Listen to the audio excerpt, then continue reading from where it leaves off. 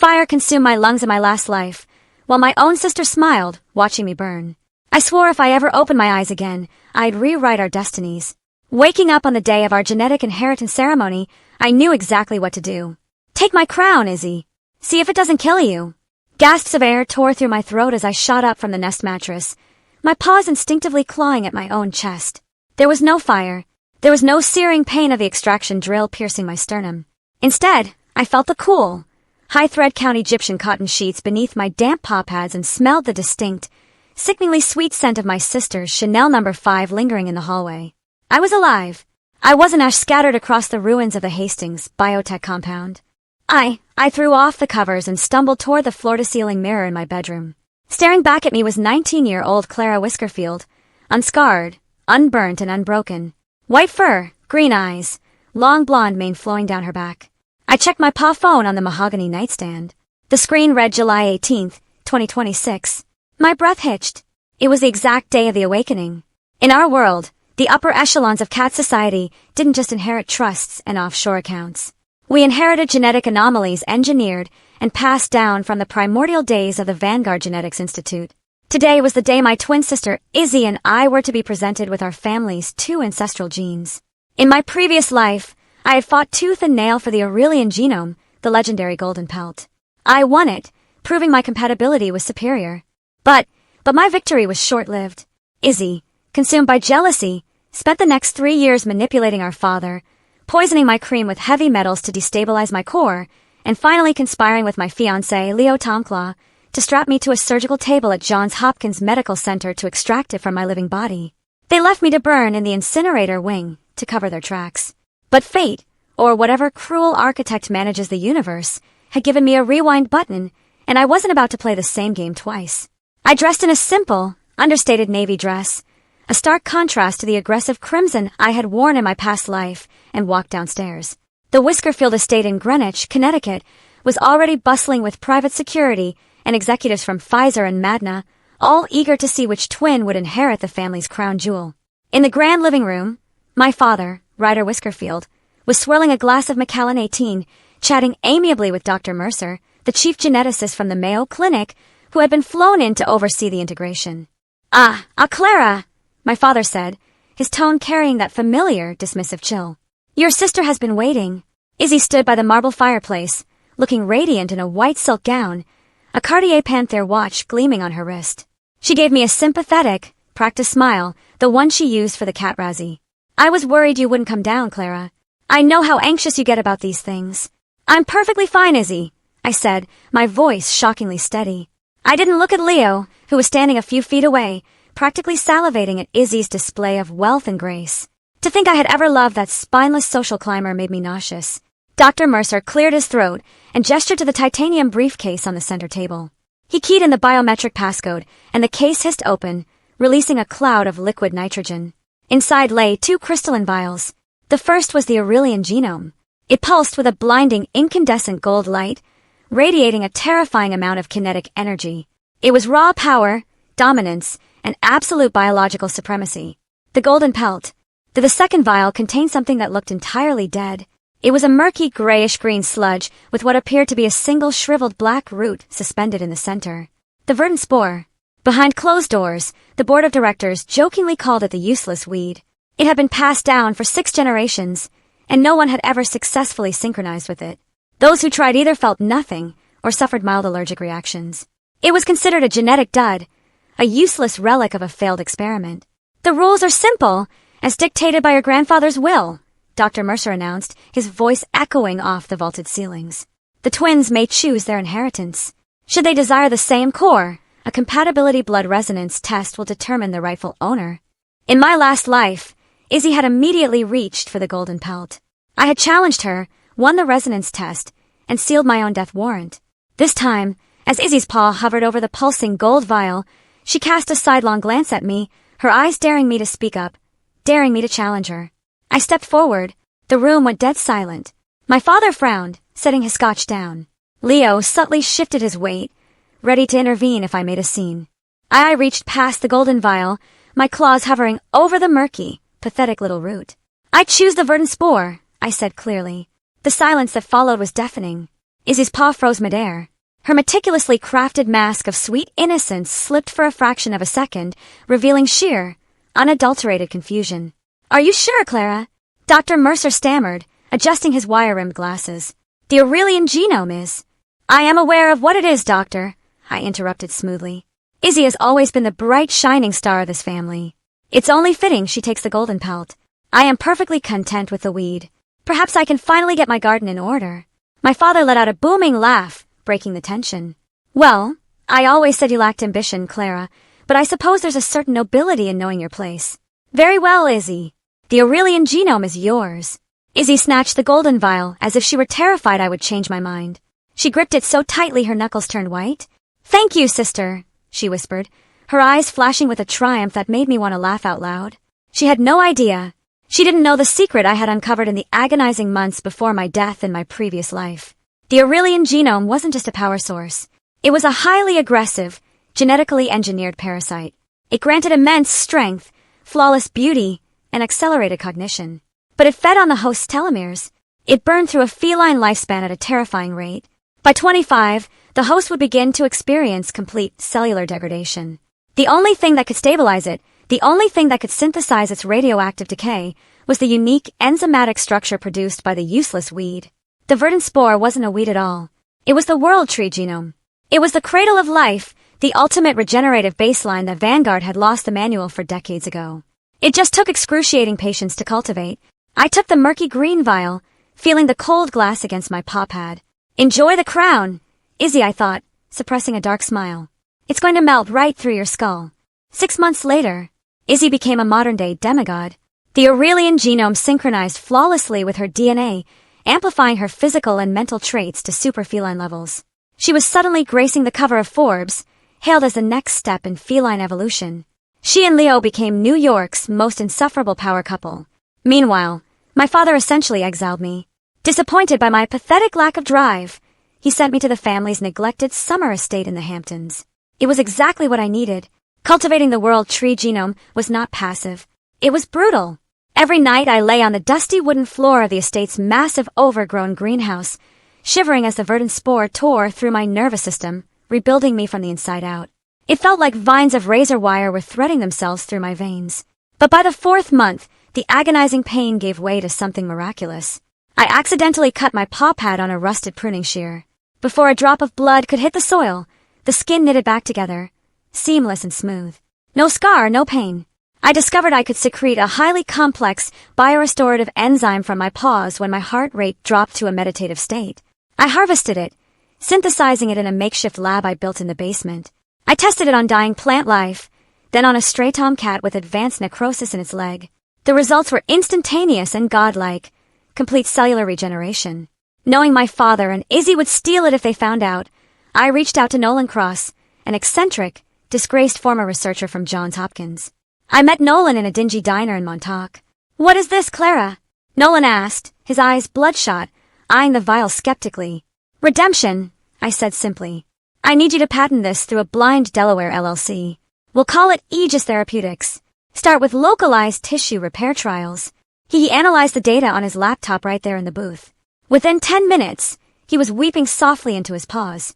This is impossible. The structural integrity of these proteins, it rewrites damaged DNA without aggressive immune rejection. "Where did you get this?" "I grew a weed," I replied. While Aegis Therapeutics began quietly accumulating patents, the cracks in Izzy's golden armor started to show. I saw it first on a live broadcast of a charity gala. She looked stunning, but as the camera zoomed in, I caught the micro-tremors in her left paw. When she smiled, there was a faint, almost imperceptible discoloration along her jawline, a webbing of gray veins she had desperately tried to conceal with heavy foundation. The parasite was getting hungry. The Aurelian genome was running out of external fuel and had begun feeding on her central nervous system. I knew the timeline. First the tremors, then blinding migraines that felt like glass shattering in the brain. Finally, paranoid delusions and organ failure. In my past life, this was when she realized she needed the weed's stabilizing properties, leading to my murder. But this time, I wasn't in her proximity, and I wasn't weak. My paw phone buzzed. The caller ID flashed Leo. "Clara!" His voice was tight, strained. "We need to talk. It's about Izzy. She's sick. The doctors at Mayo don't know what's happening. Her white blood cell count is plummeting and her cellular structure is degenerating. Dr. Mercer thinks the Aurelian genome is unstable. That's a tragedy, I said, pouring myself a cup of Earl Grey tea. But what does that have to do with me? I'm just tending to my garden. Mercer found old Vanguard files, Leo blurted out. He says the only way to synthesize the decay is with a counteragent. The verdant spore. The thing you took. Clara, we need you to come back to Greenwich immediately. We need to run some extractions on you to save her. Extractions? The word sent a phantom pain shooting through my chest, echoing the drill from my past life. They still thought they could just summon me and butcher me for parts. I'm afraid I can't do that, Leo, I said softly, staring out the window at the greenhouse where vibrant, unearthly flowers were blooming in the dead of winter. I'm expecting some important guests today. Clara, don't be stubborn. She is your sister. She's going to die if you don't give us the spore. Then I suggest she start making her funeral arrangements, I whispered and hung up the phone. I barely had time to set the phone down when the heavy iron gates of the Hamptons estate groaned open on the security monitors. 3 matte black SUVs with Hastings Biotech logos rolled up the driveway. They weren't here to ask nicely. I poured the rest of my Earl Grey into the sink, smoothed out the wrinkles in my linen trousers, and walked out the front door to greet my guests. 6 mercenaries stepped out. My father wasn't taking any chances. He wanted me dragged back to Johns Hopkins like a sacrificial lamb. The lead operative smirked, reaching for his tranquilizer rifle. Hard way it is. He never even managed to unclick the safety. The World Tree Genome wasn't just defensive. It granted me absolute mastery over my own cellular output and biological efficiency. My muscle fibers had been interwoven with microscopic hyperdense kinetic dampeners. Before his finger could twitch, I closed the 20-foot gap between us in a fraction of a second. I struck him in the solar plexus with an open paw. He folded instantly. Within 45 seconds, all 6 highly trained mercenaries were groaning on the gravel, completely incapacitated. I pulled the lead secure phone from his vest and dialed my father. Ryder, I said smoothly. Clara, what did you do to my mails? I'm sending them back to Greenwich in an Uber. The SUVs belong to me now. And listen to me very carefully. If you ever send anyone to my home again, I won't just break their bones. I will dismantle Hastings Biotech piece by piece. Keep Izzy far away from me. I crushed the phone in my bare paw. The real war was being fought on the stock market. Over the next 3 weeks, Aegis Therapeutics emerged from the shadows. Nolan, operating as my brilliant eccentric frontman, finalized the FDA fast-track approvals for our flagship product, the Genesis Serum. The clinical trials were published in the New England Journal of Medicine, and the medical world exploded. We had cured advanced stage necrosis. We had regenerated severed spinal cords in primate subjects. On a Tuesday morning, the opening bell rang at the New York Stock Exchange and Aegis Therapeutics went public. Within 4 hours, Aegis stock surged by 800%. But that wasn't the best part. The Genesis Serum directly targeted the exact market demographics that Hastings Biotech relied upon. By closing bell, Hastings Biotech stock had plummeted by 42%. It was a financial bloodbath. My burner phone buzzed. It was Nolan. Clara, we did it. Goldman Sachs just upgraded us to a strong buy. But there's something else. I just got an urgent, highly confidential email from Ryder Hastings.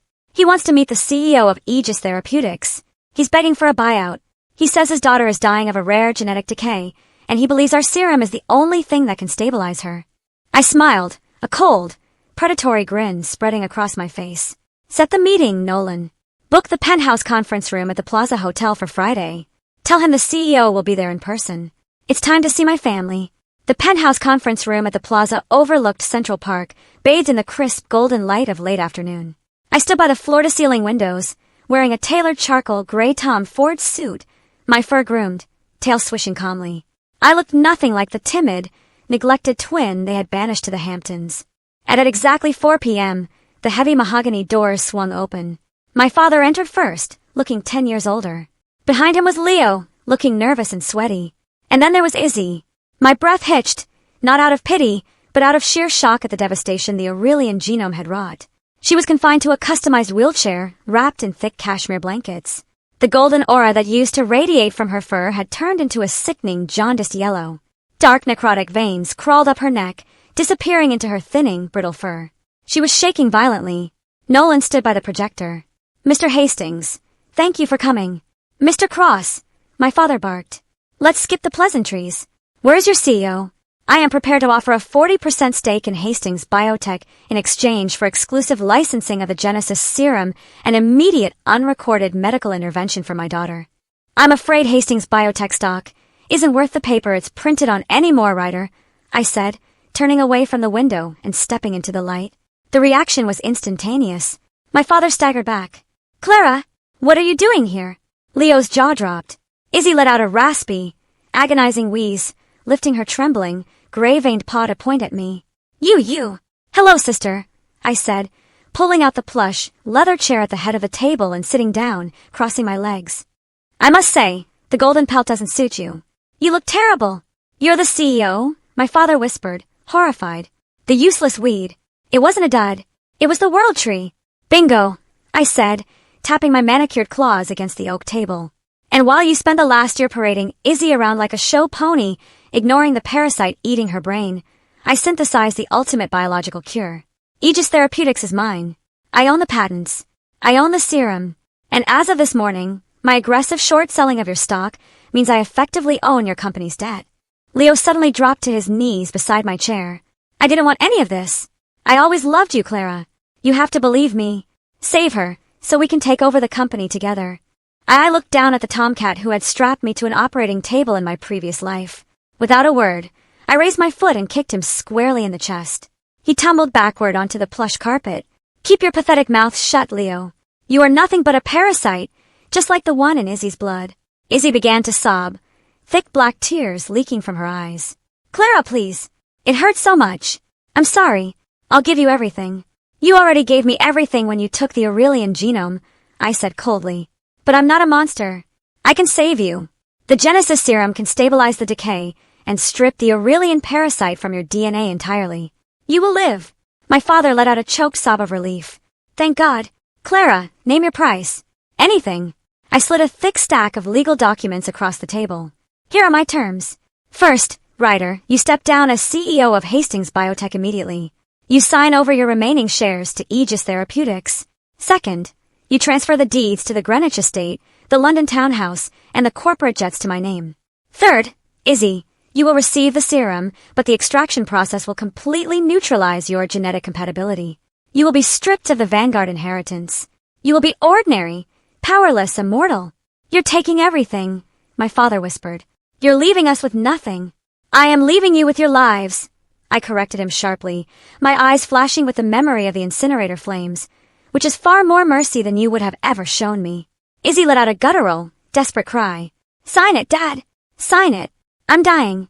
With a defeated, broken sigh, Ryder Whiskerfield signed his name on the dotted lines, surrendering his empire, his legacy, and his pride to the daughter he had discarded. I took the signed documents and tossed a single small glass vial containing a glowing green liquid onto the table. It rolled and came to a stop against Izzy's trembling paw tips. Drink up, sister, I whispered, standing from the table. Enjoy your long, painfully average life. I didn't look back as I walked out of the penthouse. The heavy oak doors clicked shut behind me, sealing my family in the ruin of their own making. I stepped into the private elevator. The descent was smooth, silent, and triumphant. I had rewritten my destiny, turning a useless weed into an empire and burning their golden crown to ashes. I was Clara Whiskerfield, and I was finally free. The elevator doors slid open into the plaza lobby with a soft ding. I didn't look back. The sound of those mahogany doors clicking shut behind me was the period at the end of a sentence I'd been forced to live twice. Outside, Manhattan purred with late afternoon traffic. A black car was already waiting. Nolan crossed behind the wheel, his gray tabby ears twitching nervously under a chauffeur's cap.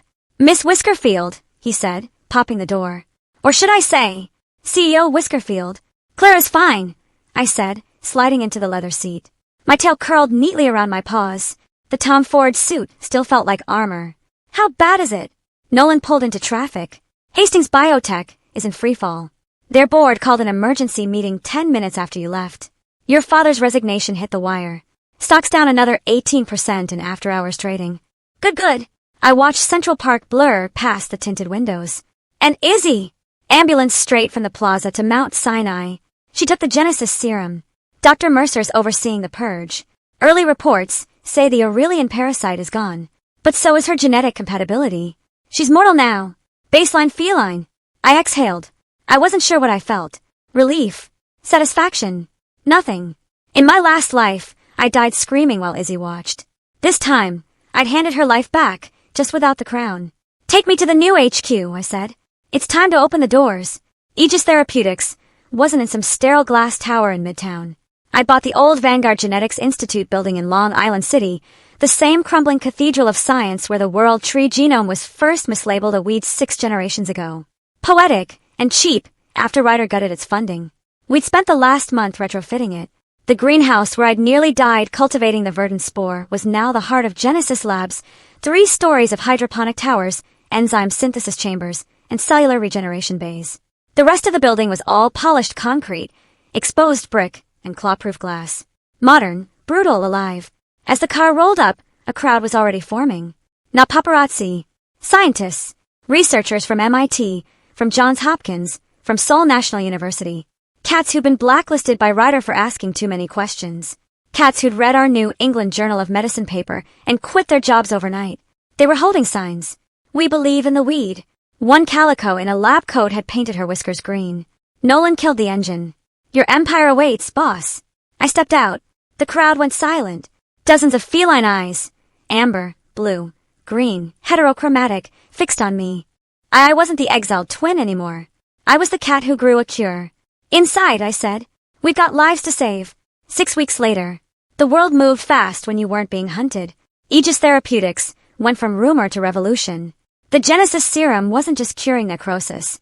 We were regrowing corneal tissue for blind kittens, reversing feline hypertrophic cardiomyopathy, restoring nerve function in cats hit by cars. The FDA, the EMA, the WHO, they couldn't approve us fast enough. Every regulatory body wanted to be the one that discovered the World Tree. I didn't give interviews. Nolan handled the press. He was good at it. Disheveled, brilliant, with a stammer that made him seem harmless. He called me the gardener in every article. She's not a CEO, he'd tell Forbes. She's a cultivator. She grows solutions. It stuck. Stock ticker, GRDR. My office was on the top floor, overlooking the East River. All glass, all sunlight. My desk was a slab of reclaimed wood from the old Vanguard greenhouse. Behind me, floor-to-ceiling shelves held not books, but living specimens, orchids, bonsai, and one small sealed terrarium. Inside it, a single black root floated in murky green liquid. The original verdant spore. The mother plant. I touched the glass every morning. It was warm, alive. Nolan knocked, then pushed in without waiting. He never waited. We've got a problem. What kind? I didn't look up from the trial data on my tablet. Phase 3 results for spinal regeneration. 94% success rate. The Izzy kind. Now I looked up. He dropped a tablet on my desk. The screen showed CatTube. A live stream. 2.3 million viewers. Izzy. She was thin. Her once lustrous golden fur was dull, patchy. The necrotic veins were gone, but so was her glow. She wore a simple gray sweater, no makeup. She looked mortal. And she was crying. I know what you all think of me, she said, voice raw. The spoiled heiress. The golden pelt. I was her. But I was also dying. The Aurelian genome was killing me and I didn't know. My sister saved my life. The comments were a flood. Queen Izzy. Redemption arc. She's so brave. She's been doing this for 3 weeks, Nolan said. Daily streams. Life after the golden pelt. Talks about her recovery, her guilt, how the parasite made her cruel. She's painting herself as a survivor. A victim. She was a victim, I said quietly. The Aurelian genome did make her cruel. It amplifies aggression, dominance. It's in the Vanguard files. Sure. But she's not mentioning the part where she conspired to murder you in your last life. She doesn't know about that. No, Nolan agreed. But she is mentioning you. Constantly. Calling you her savior. Begging for a chance to make amends. Her followers are starting to ask why you won't see her. I tapped my claws on the desk. And Cat Cosmo wants to do a cover. The Whiskerfield sisters. From rivalry to redemption. They want to shoot you two together in the greenhouse. Absolutely not. Clara! Izzy had her chance at sisterhood. She chose to watch me burn. She doesn't get a redemption arc just because the parasite's gone. Nolan sighed. The board's nervous. Public sentiment matters. If you look like you're kicking a sick kitten, GRDR takes a hit. We're saving lives, but optics still. The desk phone buzzed. My assistant, a sharp Siamese named Mina, crackled through. Miss Whiskerfield, you have a visitor. He says it's urgent. A Mr. Leo Tonclaw. Nolan and I locked eyes. Send him up, I said. Leo hadn't aged well. The cheap Rolex was gone. His suit was off the rack. His dark fur was unkempt, and his eyes had the desperate gleam of a tomcat who'd bet everything on the wrong queen. He didn't sit when I gestured. Clara! Thank you for seeing me. Don't thank me yet. I stayed behind my desk. Nolan stood by the door, arms crossed. What do you want, Leo? To apologize. He dropped to his knees. Again. Some cats never learn. I was weak. Izzy, the golden pelt, it did something to her. To me. I was addicted to her power. I did things I'm not proud of. You helped strap me to a table, I said flatly. He flinched. What? No. Clara, I never. In my dreams, I amended smoothly. I have nightmares, Leo. Of being cut open. Of burning. Funny how the mind works. He swallowed. I'm not here for me. I'm here for Izzy. She's not doing well. The mortality, it's breaking her. She was a goddess, Clara. Now she's just a cat. She wakes up screaming. She can't sleep. She says she can feel the emptiness where the power used to be. Phantom limb syndrome for a soul. Withdrawal, Nolan muttered. Documented in Vanguard's sealed trials. The Aurelian genome leaves neurochemical craters.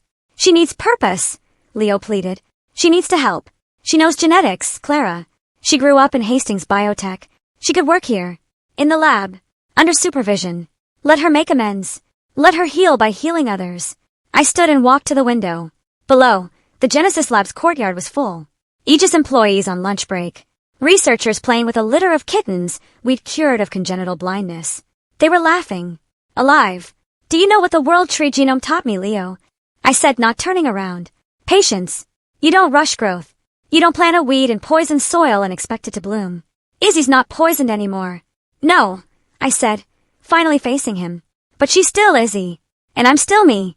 The cat who remembers. I nodded to Nolan. He stepped forward, taking Leo's arm. Miss Whiskerfield's done, Nolan said. Time to go.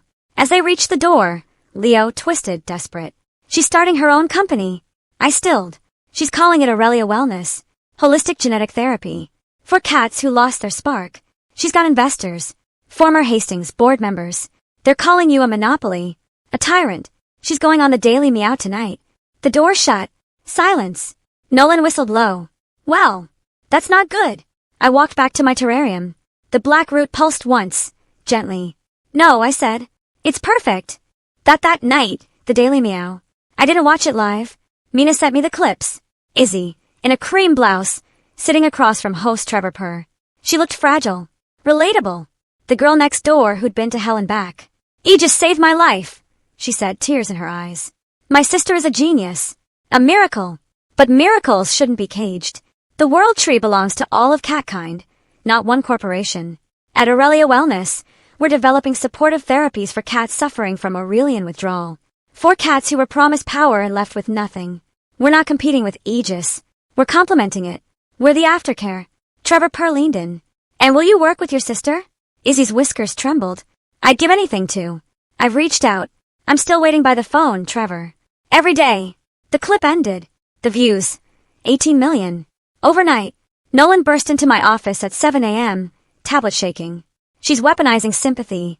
Hashtag Let Izzy Heal is trending. GRDR dropped 4% at pre-market. The board's in panic.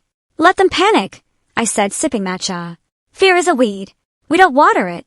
We need to respond. A statement. An interview. Something.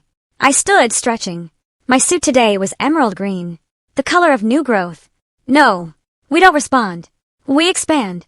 I pulled up the holoscreen on my wall. The blueprints for Project Cradle filled the glass, our next phase. Not just serums.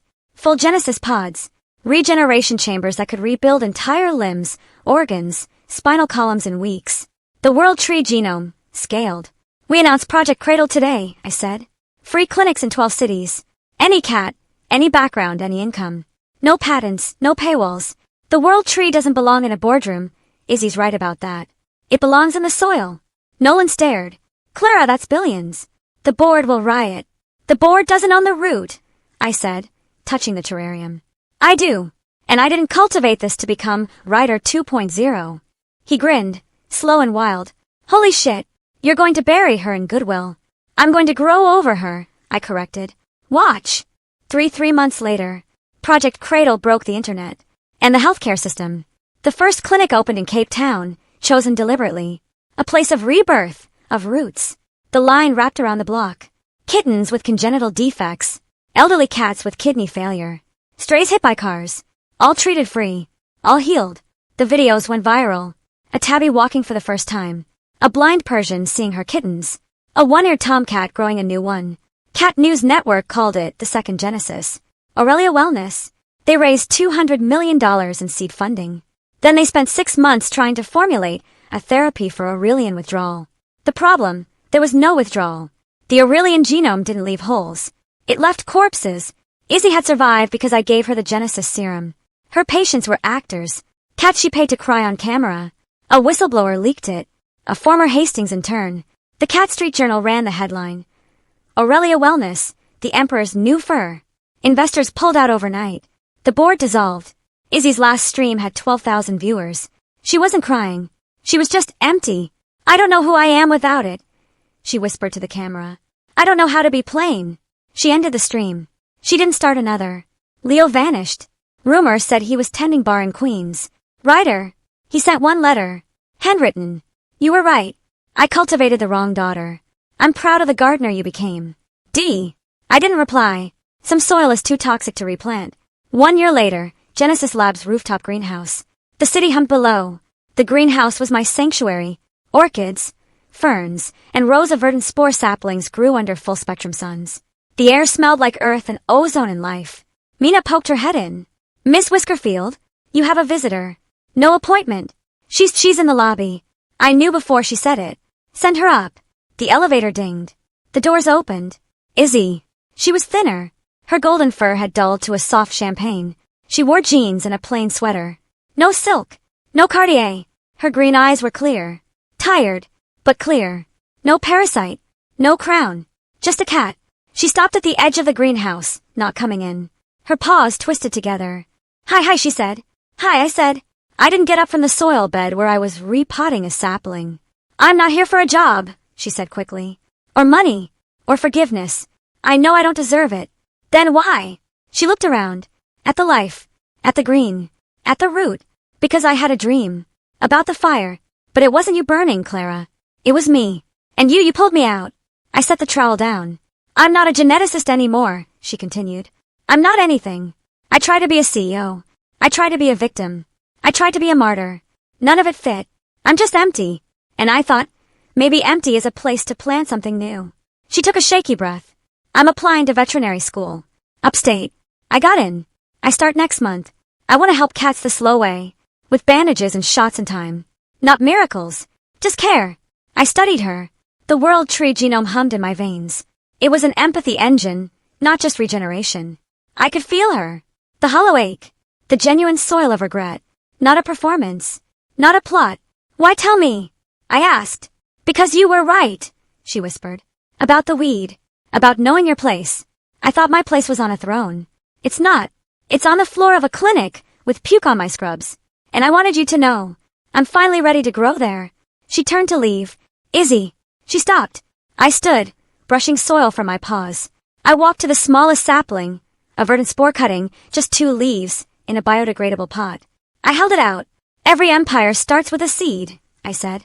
Don't plant it for me. Don't plant it for them. Plant it for the cat you're going to be. She stared at the sapling. Slowly, her paws came up. She took it, cradling it like it was made of glass. Thick, black tears, not of necrosis, but of water, slipped down her fur. Thank you, she choked. Don't thank me, I said. Grow it. She nodded. She left. The elevator doors closed. I turned back to my greenhouse.